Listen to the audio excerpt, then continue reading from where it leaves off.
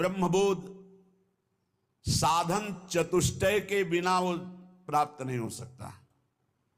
जिसके हृदय में आत्मबोध की भावना, मुमुक्षुता जागृत होती है, उसके हृदय में 4 बहुत दृढ़ साधन होते हैं। लोक परलोक के भोगों से वैराग्य, बहुत कठिन बात है, बहुत कठिन। मृत्युलोक के भोगों से ही वैराग्य होना, आप देख लो क्या स्थिति है। अगर लोक परलोक के भोगों से वैराग्य नहीं तो ज्ञान की बातें बघार सकता है, ज्ञानी नहीं हो सकता, ब्रह्मबोध नहीं हो सकता। दूसरा, नित्यानित्य वस्तु का विवेक दृढ़, सत्य क्या है और असत्य क्या है इसका पूर्ण निर्णय हो चुका है, उसे विवेकवान कहते हैं।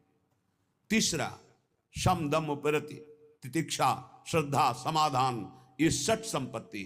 शम इंद्रियों का निग्रह, दम मनोनिग्रह, उपरति भोगों की स्थिति है ही नहीं, भोग है ही नहीं, ऐसी स्थिति है, त्याग वैराग्य से ऊपर उपरति। तितिक्षा महान सहनशील, श्रद्धा गुरु और संत वाक्य शास्त्र वाक्य यथावत बिल्कुल ज्यों का त्यों मानना, समाधान चित्त अपने लक्ष्य पर स्थित हो चुका है। और चौथा, मुमुक्षुता, घोर मुमुक्षुता, कैसे ब्रह्मबोध हो, भारी व्याकुलता। ये 4 साधन चतुष्टय जब होते तब ज्ञान की प्राप्ति होती है। और प्रेम इससे ऊपर की बात है।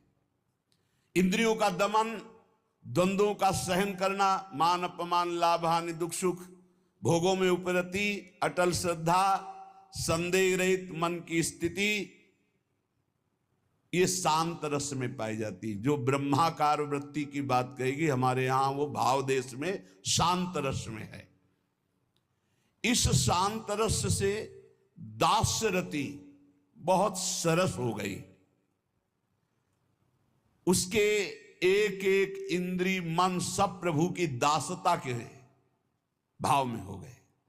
मन दास, बुद्धि दास, चित्त दास, अहम दास, असभिमान जाय जन भोरे, मैं सेवक रघुपति पति मोरे, हम श्री श्यामाजू के बल अभिमानी। ये दासत्व मूल सबके अंदर रहता है, हर भाव में दासत्व रहता है। सबकी दासता, इंद्रियों की गुलामी, मन की गुलामी, काम की गुलामी, क्रोध की गुलामी, ये तो शांत रस में ही छूट जाती है। समझिए कौन से रस में हो, शांत रस में ये सब छूट जाती। दास्य भाव तो और आगे की बात।